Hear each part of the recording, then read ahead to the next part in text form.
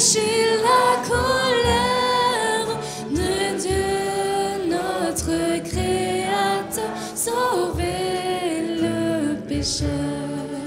Il vient tel un frère, votre puissant Rédempteur, votre amour l'implore, que votre foi l'adore, et qu'elle chante encore ce dont ses cieux. Ô venue de lumière, messager du Père, nous nombreux en tourner joyeux. Paix sur cette terre Paix sur cette terre, et gloire à Dieu dans les cieux. dans les cieux, que votre amour l'implore, que votre joie l'adore, et qu'elle chante encore ce don précieux. Oh, venez adorer, oh, venez adorer, oh, venez adorer le Christ, le Seigneur. Ô peuple fidèle, vous tous à l'église de Prèves-Saint du CEP, soyez les bienvenus. Bon, on n'avait pas toutes les mêmes paroles, mais c'est pas grave, on a pu chanter quand même.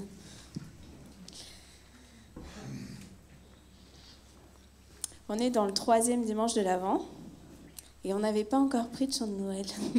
Alors j'avais vraiment envie de pouvoir chanter la venue de Jésus et centrer même toute cette louange sur Jésus, sur sa naissance, et me dire tout ce qu'il a fait dans sa vie. À chaque fois qu'il a fait des miracles, les gens ont proclamé ce qu'il a fait, ils ont loué Dieu et ils avaient de la joie par rapport à ce qu'il faisait. Ils l'écoutaient parler, ils ne comprenaient pas toujours ce qu'il racontait, mais ils avaient soif de toujours être plus proche de lui. Et à la fin, il a fait le sacrifice le plus grand possible. Il a donné sa vie. Et on prendra tout à l'heure la scène aussi. Et il est mort pour nous. Il est ressuscité. Et à la fin, il nous promet une chose, c'est qu'il va revenir. Et j'ai réalisé qu'il y avait aussi beaucoup de chants de Noël qui disaient que Jésus vient. Alors Jésus vient, il naît. Mais on a aussi aujourd'hui l'espérance que Jésus vient bientôt. Il va venir nous chercher, il va revenir pour tous nous rassembler, tous les chrétiens de tous les temps. Et ça me réjouit encore plus que tout. Donc voilà, joie dans le monde. Le Seigneur vient, il est venu sur la terre et il revient bientôt, on le croit. Et on veut le déclarer, le chanter.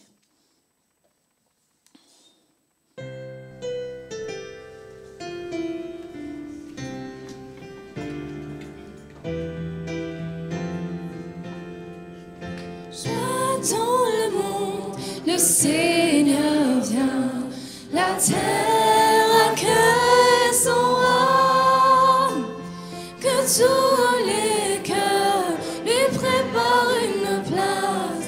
La terre et le ciel chantent, la terre et le ciel chantent, la terre et le ciel chantent.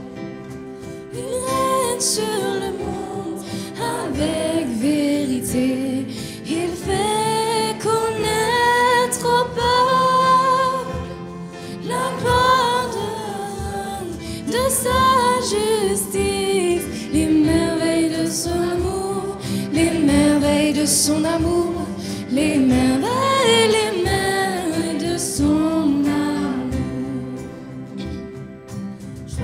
Dans le monde, le Seigneur vient, la terre accueille son roi, que tous les peuples lui préparent une place.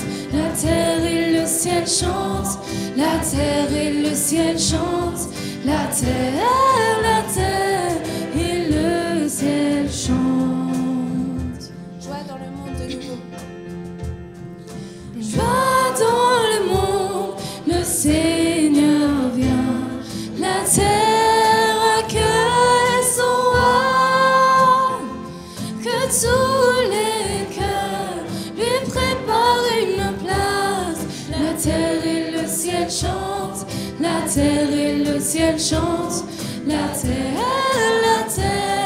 et le ciel chantent. La terre et le ciel chantent.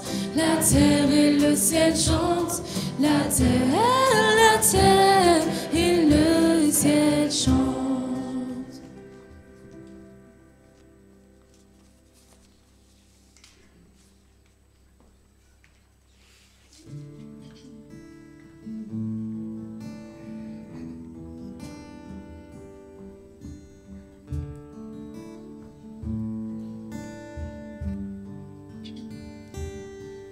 Dans son amour, Dieu le Père envoya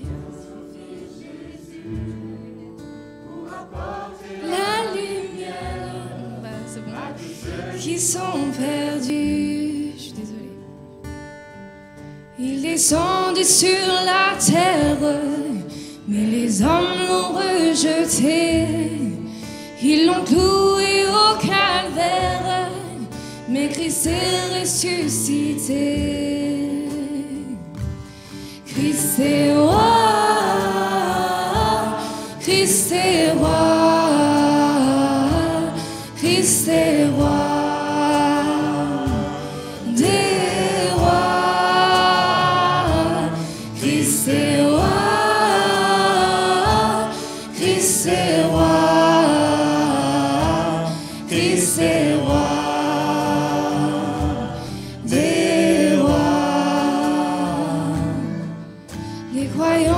Tous les sages portent son nom sur leur cœur. Dans l'épreuve, ils gardent courage, car en Dieu est un sauveur. Ils vont par toute la terre annoncer le Fils béni, fiers de porter leur bannière sur laquelle il est écrit. Christ est roi,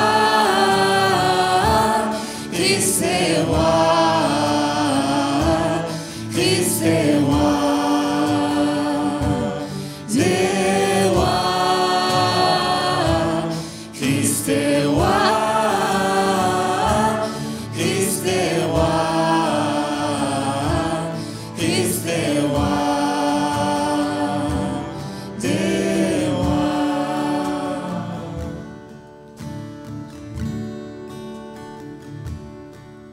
Un jour les chrétiens du monde seront rassemblés par lui. Ils sortiront de leur tombe, car en lui ils ont la vie. Ils formeront un royaume, la terre sera leur pays. Leur hymne sera un psaume à la gloire du Messie. Christ est roi, Christ est roi, Christ est roi des rois. Christ est roi, Christ est roi, Christ est roi.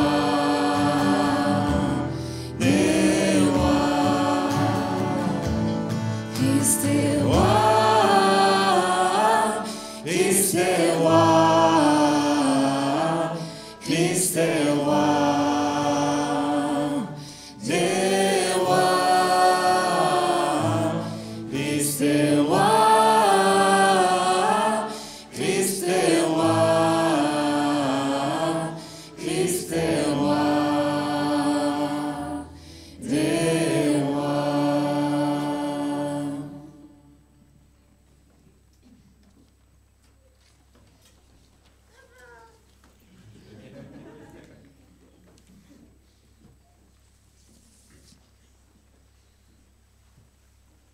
Oui, Christ est roi. Il est roi dans nos vies. Et c'est ce qu'on va aussi déclarer en prenant la scène, qu'on sait ce qu'il a fait pour nous. Il est mort, il est ressuscité. Et en prenant la scène, on veut aussi se mettre devant Dieu, reconnaître ce qu'il a fait, l'accepter complètement pour nous, lui demander aussi pardon et se souvenir de toutes ces choses-là et le fait qu'il est roi de nos vies, pas seulement ce matin, mais aussi hier matin et demain matin et pour toute notre vie et toute l'éternité.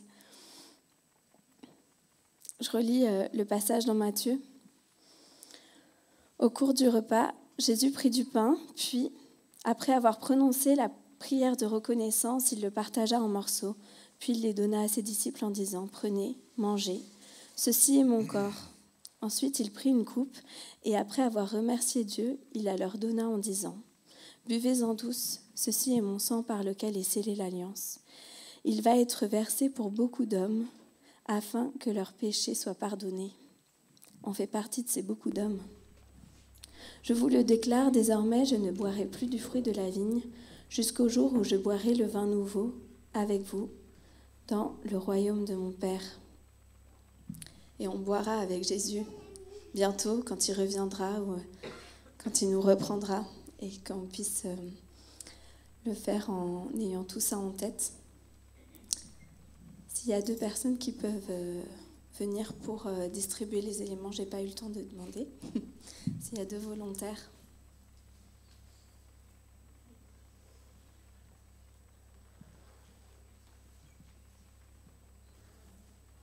Merci.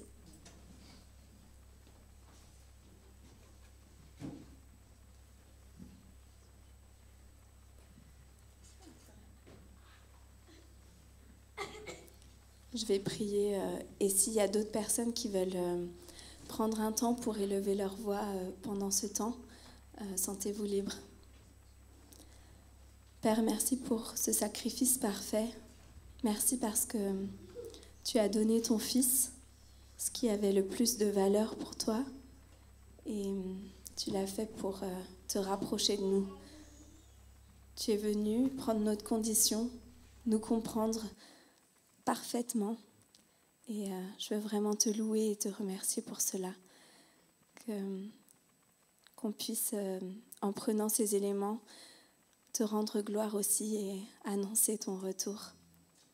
Merci, Père, pour ta perfection qui vient se rapprocher de nous quand on en avait besoin. Amen.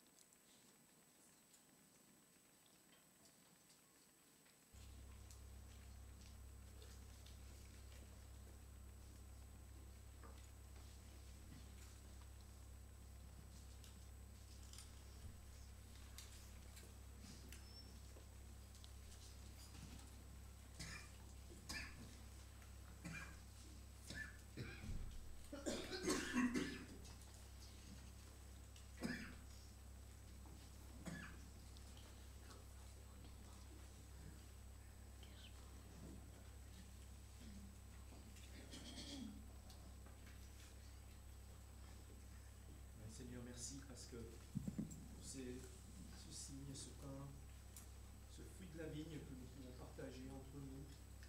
Et pour chacun, il a un écho tout particulier parce que forcément, il nous rappelle, Seigneur, ce que tu as vécu à la croix. Tu as vécu pendant aussi ta vie ici-bas sur la terre. Tu as voulu venir à notre rencontre, nous apporter, c'est vrai, cet amour, cette présence d'avec ton Dieu, d'avec ton Père, pour que nous soyons tout à nouveau adoptés. Merci pour ce que tu as fait encore à la croix. Merci pour ta venue. merci pour cette œuvre magnifique, parfaite, parce que forcément, nous, à cause de nos péchés, à cause de la dureté de notre cœur, à cause de nos erreurs, à cause de nos colères, tout ce qui est du mal dans l'homme, Seigneur, tu es venu et tu es mort sur la croix.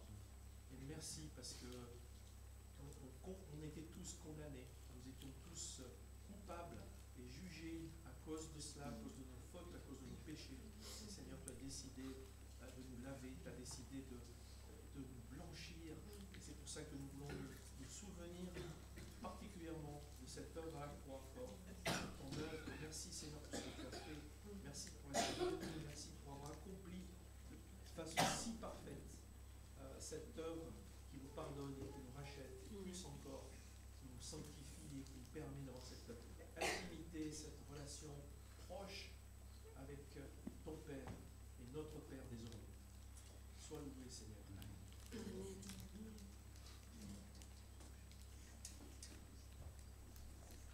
Merci Jésus pour le privilège de pouvoir encore nous approcher de toi avec confiance. Merci de pouvoir venir manger à ta table à laquelle tu nous as invités. Merci de pouvoir partager ce pain et ce vin avec toi. Merci de prendre part à ce si grand privilège que tu nous as offert par ton sacrifice à la croix. Seigneur, merci aussi pour l'espérance, comme ça nous a été rappelé ce matin, qu'un jour nous serons vraiment à ta table. Un jour nous célébrerons vraiment ta victoire, ton règne, ton autorité, ta toute puissance qui est déjà accomplie.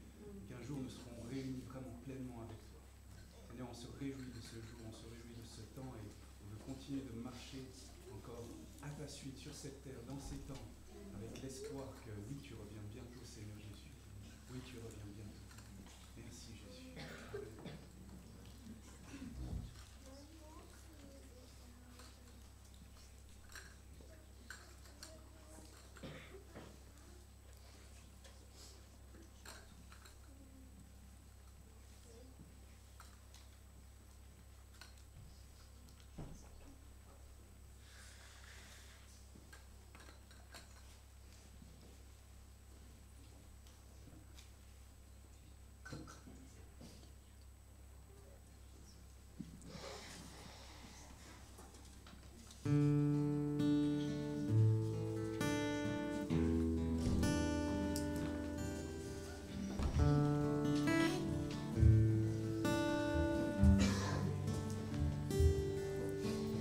Lumière du monde, devenue dans l'obscurité, tu m'ouvres les yeux et je vois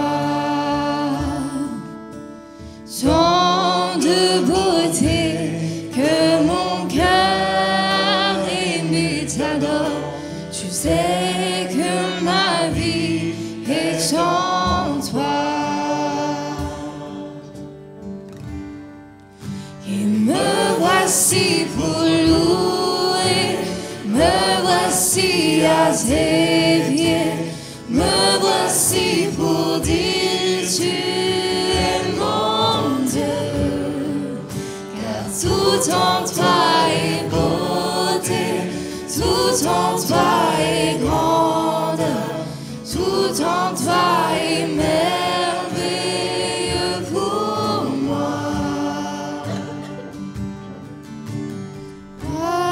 Éternel, élevé au-dessus de tout, ta gloire resplendit dans le ciel.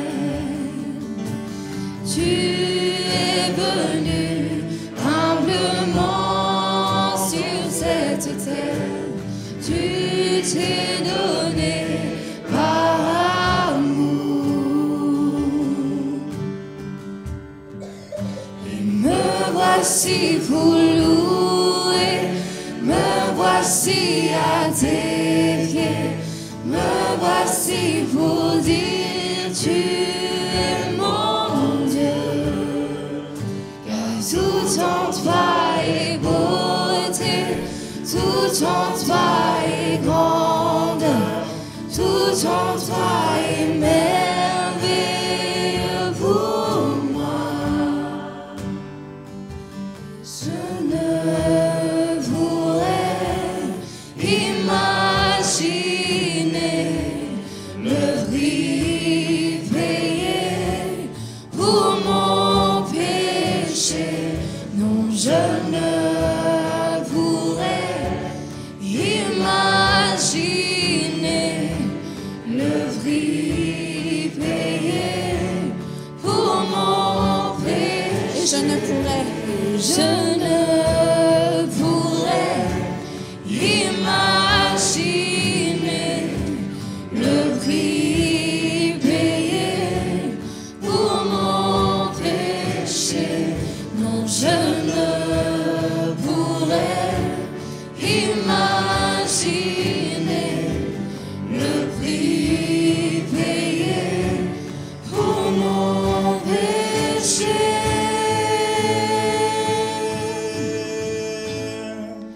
Et me voici pour louer, me voici à tes pieds, me voici pour dire tu es mon Dieu. Car tout en toi est beauté, tout en toi est grandeur, tout en toi est merveilleux pour moi.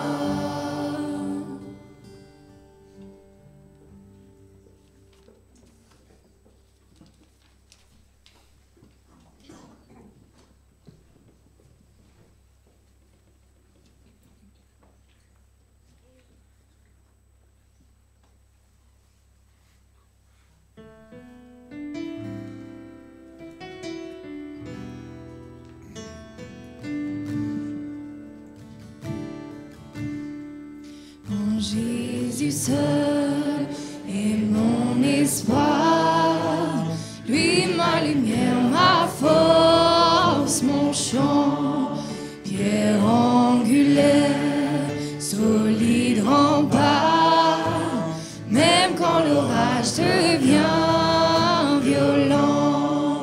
Oh quel amour, quelle paix, les luttes cessent, la peur se tait, mon réconfort, mon plus grand bien, dans l'amour du Christ je me tiens.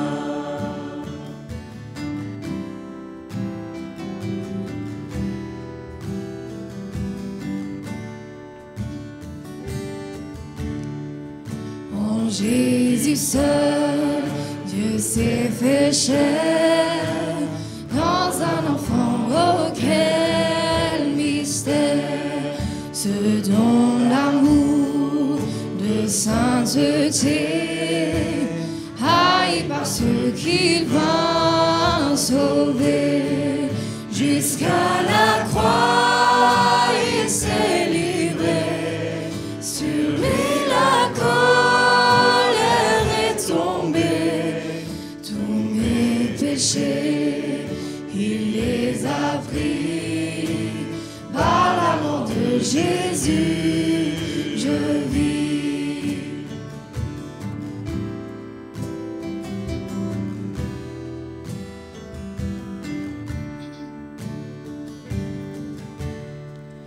Là dans la tombe il reposait, lumière vaincue par les ténèbres. Quel jour glorieux il apparaît, d'entre les morts il se relève, et sur ma vie par sa victoire le péché perd tout son pouvoir. Il est à moi, je suis à lui, racheté par le sang de Christ.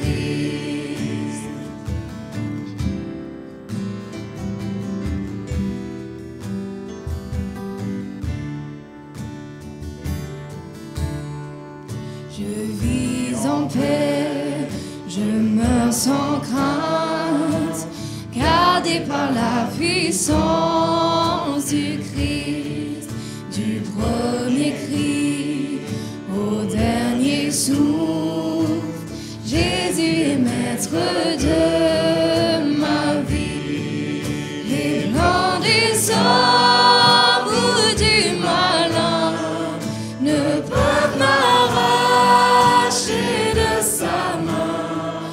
et qu'il revienne ou me rappelle.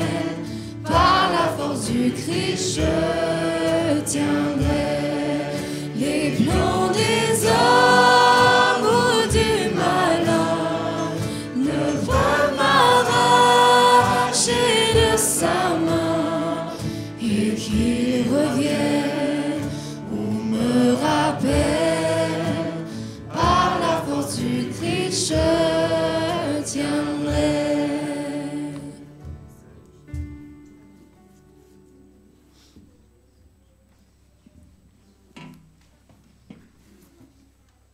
Et on puisse tous avoir ça en tête pour les jours qui viennent, les semaines qui viennent, que par la force de Christ, nous tiendrons. Les enfants, je pense que vous pouvez aller dans les groupes. Et j'invite Jean-Paul qui va partager le message de Dieu.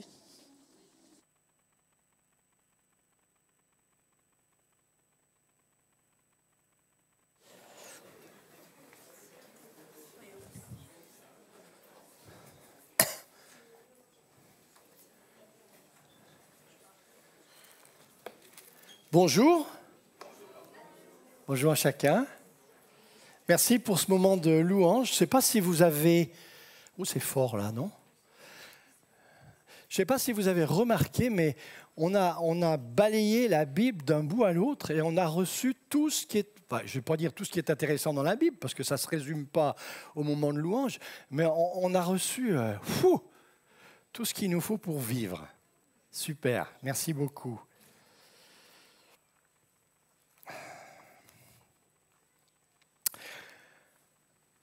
Dans la lecture, l'écoute ou l'étude de la parole de Dieu, nous sommes souvent interpellés par des passages ou des versets que nous lisons personnellement ou que nous partageons lors d'une étude biblique, lors d'un moment de prière, d'un culte, d'une réunion.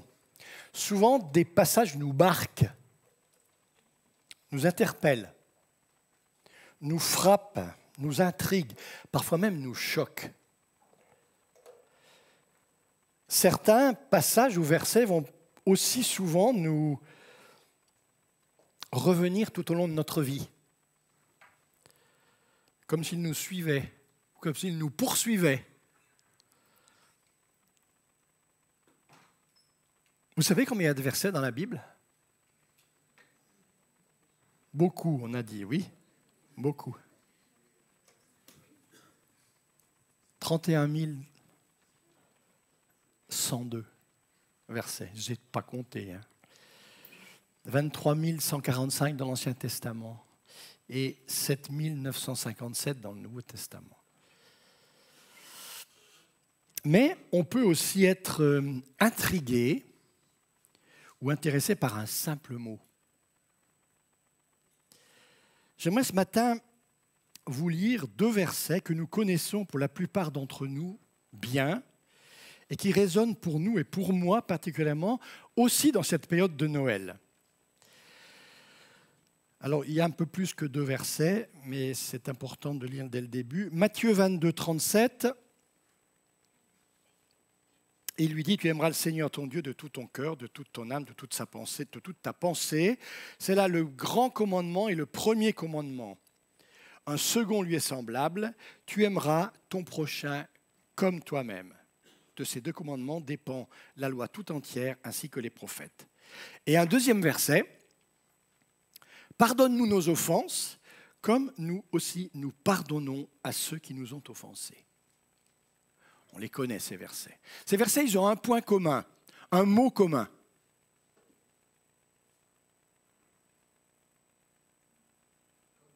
Comme, exactement.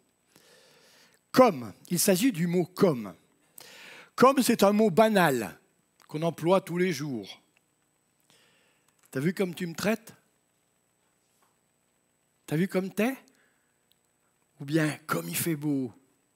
Donc c'est un mot qui a la particularité d'être de notre langage moderne, mais qui n'est pas particulièrement, il ne fait pas particulièrement partie de la rhétorique chrétienne.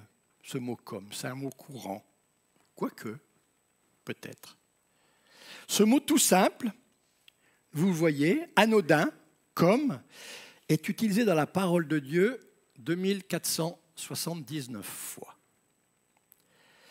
La plupart de ces fois, c'est pour nous inciter à suivre un exemple.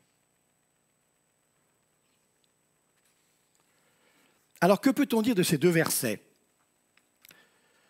Le premier texte, Matthieu 22, verset 39, « Tu aimeras ton prochain comme toi-même », nous dit d'aimer l'autre, d'aimer l'autre. Comme toi-même, c'est-à-dire comme nous nous aimons nous-mêmes. Alors là, ça commence à être moins facile, des fois. Il est donc indispensable de s'aimer soi-même pour aimer l'autre. Mais il nous faut pour cela avoir intégré chacun dedans de nous au moins deux choses. M'aimer moi-même et aimer l'autre. Elles sont liées, ces deux choses, dans ce verset. M'aimer moi-même, j'ai de la valeur aux yeux de Dieu. Dieu m'aime. Et si Dieu m'aime, comment je ne pourrais pas m'aimer moi-même finalement ? Mais l'autre, tu aimeras ton prochain, l'autre, je vais toujours dire l'autre, c'est plus facile. Mais l'autre aussi a de la valeur aux yeux de Dieu. L'autre aussi a la même valeur aux yeux de Dieu. Dieu l'aime tout autant. Je peux donc, et je me dois de l'aimer, parce que Dieu l'aime comme moi, c'est-à-dire comme Dieu nous aime tous également. Je dois donc être conscient de l'amour inconditionnel de Dieu pour moi, de sa considération pour moi et pour l'autre, de la même façon. Dans sa parole, Dieu nous considère comme des gens intelligents. Il nous aime et il nous considère comme des gens intelligents, des gens qui peuvent comprendre ce qu'il dit. 1 Corinthiens 10, 15, c'est Paul qui le dira, je vous parle comme à des hommes intelligents. Jugez vous-même ce que je dis. Quel est ici le message de Dieu dans ce verset ? Qui que tu sois, je t'aime tel que tu es. Tu m'es précieux. À mes yeux, tu es un diamant de valeur. Tu es un diamant de valeur. Alors, réfléchissons. Tu ne t'aimes pas parce que tu te sens terne, sale, cabossé, ébréché, mais un diamant, même sale, cabossé, ébréché, reste toujours un diamant. Toujours autant précieux aux yeux de Dieu, avec toute sa valeur. L'homme regarde aux apparences. Diamant sale n'a plus d'éclat. Mais Dieu regarde au cœur. C'est pour cela que toute notre vie, comme un diamant, Dieu va nous tailler, va nous nettoyer avec patience, parce qu'on a de la valeur à ses yeux. Dieu m'aime et me permet de m'aimer moi-même, quelles que soient les circonstances. Lui me permet de le faire. Sur ma vraie valeur, sans gloire, mais aussi sans honte, sans orgueil et humblement. Ainsi, aimer l'autre n'est ni une option, ni finalement une éventualité. C'est ici un impératif. Je n'ai pas mis le mot ordre, parce que ça fait peur un ordre dans notre société actuelle. Mais c'est un impératif. Le verbe est à l'impératif. Et c'est surtout la suite logique à ma foi, l'engagement que je me dois d'honorer. Je peux et je me dois donc d'aimer mon prochain, de l'aimer comme moi-même. C'est la mise en œuvre normale et évidente de l'amour reçu de Dieu. Deuxième texte, pardonnez comme Dieu nous a pardonné. Ça, c'est moins simple peut-être. Dieu m'aime. Il m'a pardonné mes offenses et mes péchés. Troisième dimanche de l'Avent, il a justement envoyé Jésus à Noël sur terre pour annoncer cela aux hommes. Et son sacrifice à la croix, on vient de le chanter, me rend accessible ce pardon de Dieu.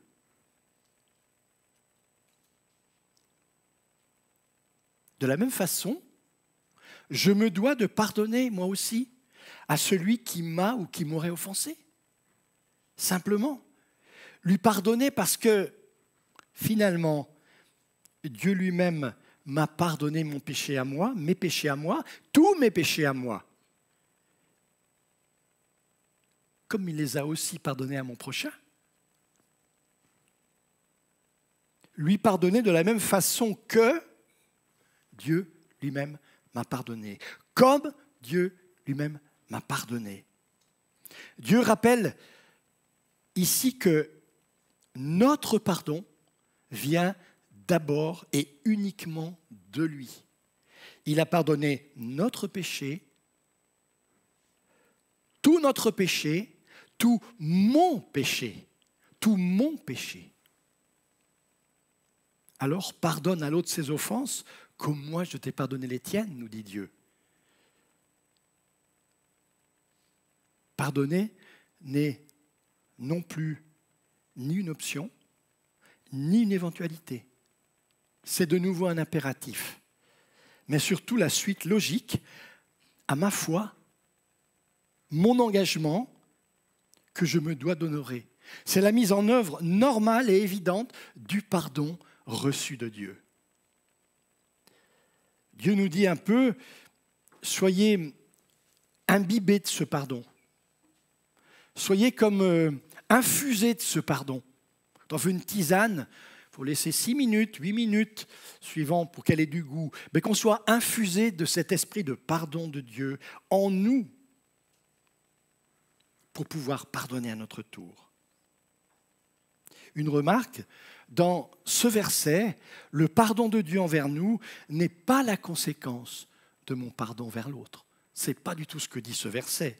Dieu ne dit pas du tout ici « je te pardonnerai si tu pardonnes ». Il n'y a pas de comparaison ici. Il nous dit bien plus « je t'ai pardonné comme je lui ai pardonné » à l'autre. Et c'est réciproque de l'autre envers moi aussi. Alors Dieu nous dit finalement, vous pouvez l'un et l'autre vivre l'amour de ce pardon mutuel.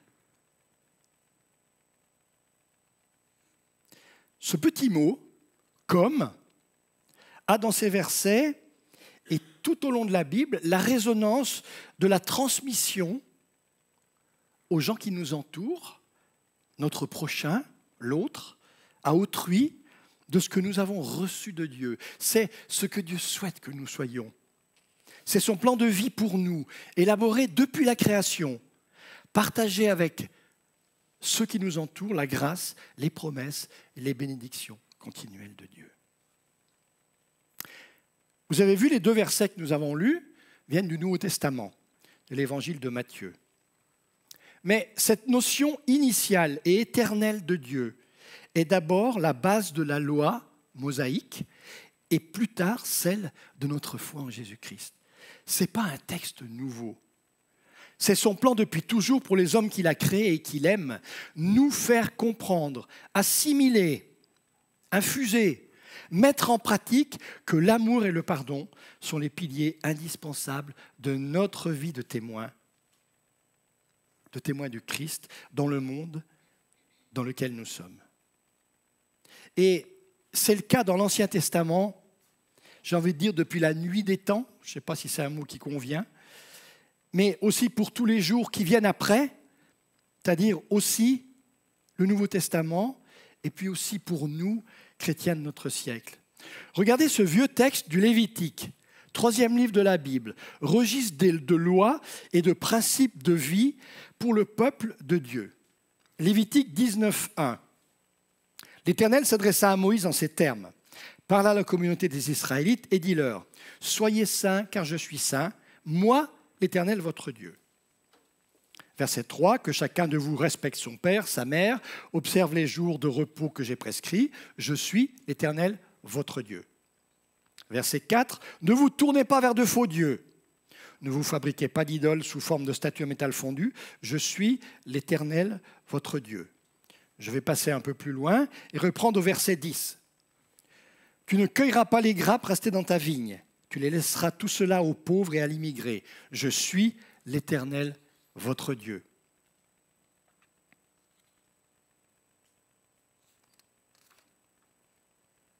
Aurais-je une page qui me manque?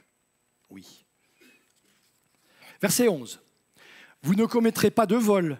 Vous n'userez ni de mensonge ni de tromperie à l'égard de votre prochain. » Verset 12. « Vous ne prononcerez pas de faux serments par mon nom. Je suis l'Éternel, votre Dieu. » Verset 13. « Tu n'exploiteras pas ton prochain. Tu ne le voleras pas. » Verset 14. « Tu n'insulteras pas un sourd. Tu ne mettras pas d'obstacle sur le chemin d'un aveugle. Je suis l'Éternel. » Verset 15. « Vous ne commettrez pas d'injustice dans les jugements. » Verset 16. « Tu ne calomnieras pas les membres de ton peuple. Je suis l'Éternel. » Verset 17. « Tu ne haïras pas ton frère dans ton cœur. » Verset 18. « Tu ne te vengeras pas. » Et la fin du verset 18. « Tu ne garderas pas rancune. » Toutes des choses que Dieu nous met devant les yeux pour nous façonner, pour nous aider, pour nous apprendre à vivre. Et ça se termine déjà dans le Lévitique, à la fin du verset 18, « Mais tu aimeras ton prochain comme toi-même. » Alors qu'on a l'habitude de lire dans le Nouveau Testament, « Je vous donne un commandement nouveau. » Un truc tout neuf. Un truc tout neuf que Dieu a déjà donné 2000 ans, 3000 ans avant à son peuple. Une remarque sur ce passage du Lévitique. Relisez-le.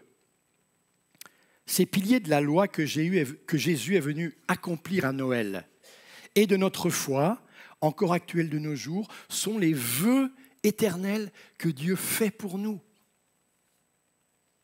Pour nous les rappeler, dans ce texte, vous l'avez lu, vous l'avez vu en bleu, il le signe toutes les fois les versets. « Je suis l'Éternel ». C'est parce que je suis l'Éternel que je peux vous dire ça, parce que je vous aime.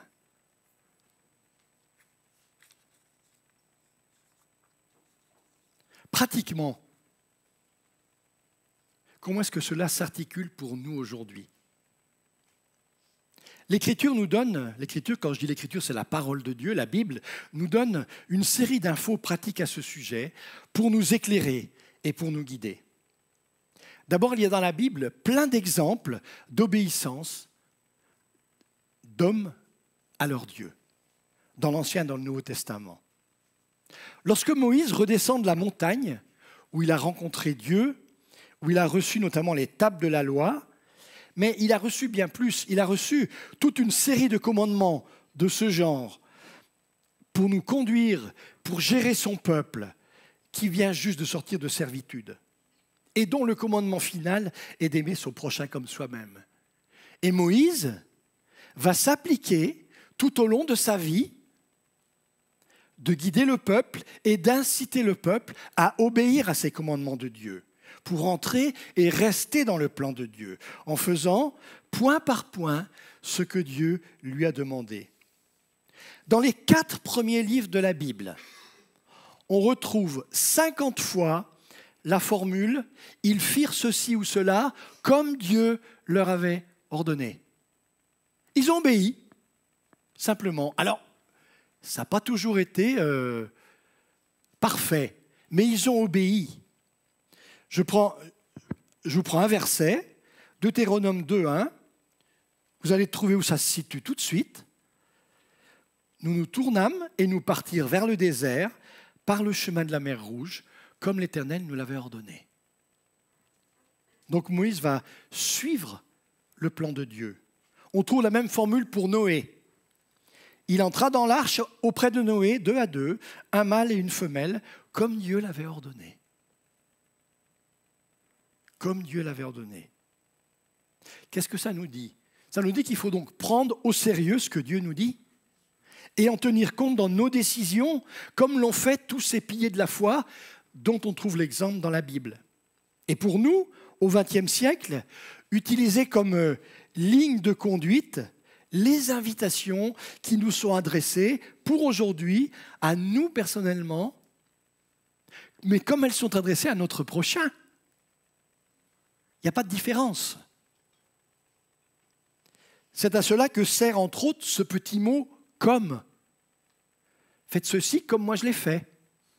Réagissez comme ça parce que j'ai réagi comme ça. Et si vous regardez dans toutes les citations que j'ai prises, il y a même le mot « comme ». C'était un hasard. Je les ai choisis avant de voir s'il y avait le mot « comme » dedans. Dieu fait ça pour nous inviter à imiter ces exemples qui nous sont donnés et nous comporter comme ces exemples qu'il met devant nos yeux. Romains 15, 7, accueillez-vous donc les uns les autres comme Christ vous a accueillis pour la gloire de Dieu. Lévitique 19, 34, vous traiterez l'étranger en séjour parmi vous comme un indigène au milieu de vous, c'est-à-dire quelqu'un qui fait partie de votre société. Vous l'aimerez comme vous-même, car vous avez été étranger dans le pays d'Égypte. Je suis l'Éternel, votre Dieu. C'est moi qui vous le demande. Paul expliquera aux Corinthiens cette notion du mot « comme » en se l'appropriant pour lui aussi. Avec cette formule, 1 Corinthiens 11, 1, « Soyez mes imitateurs comme je le suis moi-même du Christ ». Ça passe de génération en génération. Transmission de l'obéissance, de croyant à croyant, de fidèle à fidèle, de personne à autrui. Dans l'épître aux Romains, Paul décrira le chemin du véritable disciple de cette façon. Romains 13, 9, les commandements « tu ne commettras pas d'adultère, tu ne tueras pas, tu ne déroberas pas, tu ne courvoieras pas » et ce qu'il peut y avoir encore, donc un peu le résumé de ce qu'on a vu dans ce texte du Lévitique, se résume dans cette parole « tu aimeras ton prochain comme toi-même ».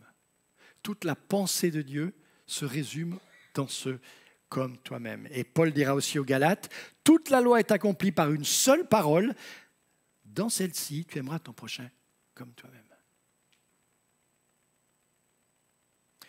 Ensuite, il faut enregistrer dans notre tête, dans notre disque dur, et faire nôtres les promesses que Dieu va donner à son peuple tout au long de l'histoire. Son amour infaillible, matérialisé par sa venue à Noël, par amour pour nous. Je suis venu comme une lumière dans le monde, afin que quiconque croit en moi ne demeure pas dans les ténèbres. Les ténèbres, ce n'est pas voir cette lumière et cette liberté que nous apporte Dieu. Sa fidélité pour nous conduire et subvenir à nos besoins. L'Éternel sera toujours ton guide. Il rassasiera ton âme dans les lieux arides. Il te redonnera de la vigueur. Il redonnera de la vigueur à tes membres. Ces bénédictions qui nous sont promises et acquises aussi dans l'obéissance. Tu seras comme un jardin arrosé, comme une source dont les eaux ne tarissent jamais. On a eu beaucoup d'eau cette année, ici. On pense trop peut-être, mais celle de Dieu ne tarit jamais. On a toujours ce dont nous avons besoin. On n'a plus besoin d'arroser notre jardin. Notre jardin, c'est Dieu qui l'arrose, notre jardin intérieur. C'est Dieu qui l'arrose, qui prend soin. Ceux qui ont un jardin savent ce que ça veut dire. Même au mois d'août, quand c'est tout sec, quand la terre commence à se craqueler, Dieu continue d'arroser notre jardin. De tout temps, Dieu a parlé aux hommes de leur temps. Aujourd'hui encore, il souhaite nous parler face à face, comme il faisait à Moïse. Exode 33, 11, l'Éternel parlait avec Moïse face à face, comme un homme à son ami. Comme un homme à son prochain, avec amour. Ainsi, nous avons dans la Bible, la parole de Dieu pour nous, toutes les données nécessaires pour vivre comme Dieu nous le propose en disciples, parce qu'il est venu à Noël éclairer de sa lumière, nos ténèbres. Philippiens 5,8, « Autrefois vous étiez ténèbres, et maintenant vous êtes lumière dans le Seigneur. Alors, marchons comme des enfants de lumière. » J'ai rencontré une fois, en descendant de la montagne, en plein jour, un monsieur qui montait avec une lampe frontale allumée. Je lui ai dit, il ne fait pas nuit, vous avez dû oublier votre lampe. Et il l'a éteinte. C'est un petit peu comme si on marchait en pleine lumière avec notre lampe allumée ou dans les ténèbres sans allumer la lampe. Choisissons ce que nous allons faire. Je vais terminer. Vous l'avez compris, la Bible qui révèle le plan de Dieu pour l'humanité qu'il a créée est entre autres une invitation à cette vie d'amour, de partage, à la lumière de notre réconciliation avec lui qu'il a souhaité depuis toujours. C'est son plan. Sa parole, la parole de Dieu, contient son projet de vie pour chacun de nous. Projet de vie, de lumière pour chacun de nous. Son amour nous invite à nous aimer nous-mêmes pour pouvoir aimer ceux qui sont autour de nous, comme il nous a aimés et comme il les aime, sans aucune condition. Sans aucune condition. Juste parce que Dieu nous aime et comme Dieu nous aime. C'est pour ça que Jean dira, 13,34, « Je vous donne un commandement nouveau, aimez-vous les uns les autres comme je vous ai aimé. Vous aussi, aimez-vous les uns les autres. » C'est Jésus qui parle dans ce passage de Jean. Pas facile pour les humains, me direz-vous. Surtout dans notre monde à la fois tout pareil et à la fois tellement individualiste. Chacun derrière sa petite haie, avec son petit coin pour lui. Pas facile. Plus facile à dire qu'à faire. Oui, peut-être. Mais Dieu en est bien conscient. Dieu est tout à fait conscient de ça. Il connaît tout à fait nos limites et nous le rappelle dans sa parole. Et moi, j'aime beaucoup ce verset, parce qu'il nous touche personnellement. S'il est possible, autant que cela dépend de vous, soyez en paix avec tous les hommes. Il y a marqué là-dedans, autant que cela dépend de vous. Ça veut dire que j'ai ma part de travail à faire. C'est un peu comme si Dieu nous disait, moi j'ai fait mon boulot, toi fais ta part. Fais ta part comme je l'ai fait pour toi, comme je l'ai fait pour vous. Faites tout votre possible, tout ce qui est en votre pouvoir personnel, c'est-à-dire ce qui dépend de vous, pour aimer et pardonner. En résumé, pour vivre en paix, simplement. Jésus, le Fils de Dieu, venu sur la terre à Noël, le dira lui-même, quelques décennies plus tard, après sa naissance. On trouve dans Jean 14, 27, « Je vous laisse la paix. Je vous donne ma paix. Je ne vous la donne pas comme le monde la donne. Que votre cœur ne se trouble pas, que votre cœur ne s'alarme pas. » Et si c'était cela, au fond, le message de Noël, cette paix et cette liberté dans l'amour qui nous est donné par Jésus lui-même. Rappelez-vous, la nuit de Noël, qu'est-ce que les bergers endormis ont entendu? Gloire à Dieu dans les lieux très hauts et paix sur la terre parmi les hommes qui l'agréent. Alors, avant de vous donner un dernier verset, de partager un dernier verset avec vous, j'aimerais lire les paroles de cette prière qu'on appelle la prière qu'on a attribuée à François d'Assise, mais qui n'est pas du tout de François d'Assise, et qu'on a dans nos recueils ici, comme une prière pour nous. Seigneur, fais de nous des ouvriers de paix. Seigneur, fais de nous des bâtisseurs d'amour. Là où se trouve l'offense, que nous mettions le pardon. Là où grandit la discorde, que nous fassions l'unité. Là où séjourne l'erreur, que nous mettions la vérité. Là où s'attarde le doute, que nous apportions la foi. Sur les chemins du désespoir, que nous portions l'espérance. Là où persistent les ténèbres, que nous mettions la lumière. Là où règne la tristesse, que nous fassions chanter la joie. Donne-nous de consoler plutôt que d'être consolés. Donne-nous de comprendre plus souvent que d'être compris. Car il faut savoir donner pour être comblé, car il faut s'oublier pour pouvoir se retrouver. Et je vous laisserai ce verset encore du psaume 33, verset 22, comme une prière suite à cette prière que je viens de vous lire. Éternel, que ta grâce soit sur nous comme nous espérons en toi. Que Dieu vous bénisse. Amen.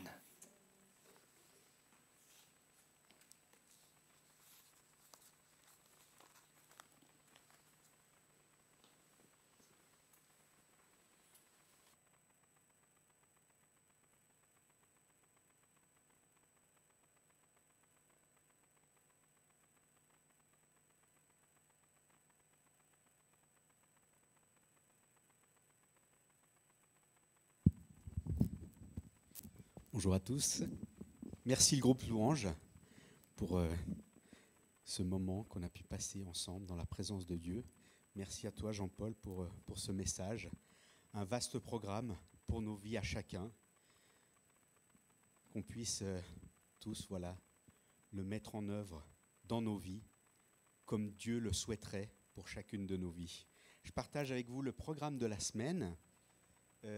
Lundi, 14h, Femmes Club, mesdames, même si vous n'êtes jamais venus, vous êtes la bienvenue à 14h ici. 20h, le conseil. Jeudi, chorale, c'est la chorale de Noël. Donc si vous êtes là à Noël, vous êtes les bienvenus. On répète des chants qu'on chantera pendant le culte de Noël. Dimanche, justement, notre culte de Noël à 10h30. Les dates à retenir, il n'y a rien qui a vraiment changé. Alors, si, il y a quelque chose qui a changé. Pour le 31 décembre, veillée de Nouvel An, on vous a annoncé une veillée de Nouvel An, on vous donnera la décision définitive demain soir. On a le conseil demain soir. Il y a deux possibilités. Peut-être que quelque chose se fera ici, mais c'est probablement plus probable que ce soit des gens qui prendront les gens seuls chez eux. On n'a encore pas décidé. Si vous êtes seul le 31, faites-nous signe. Et voilà, on vous dira demain soir ce qui est décidé. N'hésitez pas à nous dire au niveau du conseil, si vous êtes seul le 31, faites-nous le bien savoir. Et après, on vous enverra les détails par email. Donc, regardez bien vos emails. Il faut qu'on pense toujours à nos personnes âgées, à nos malades.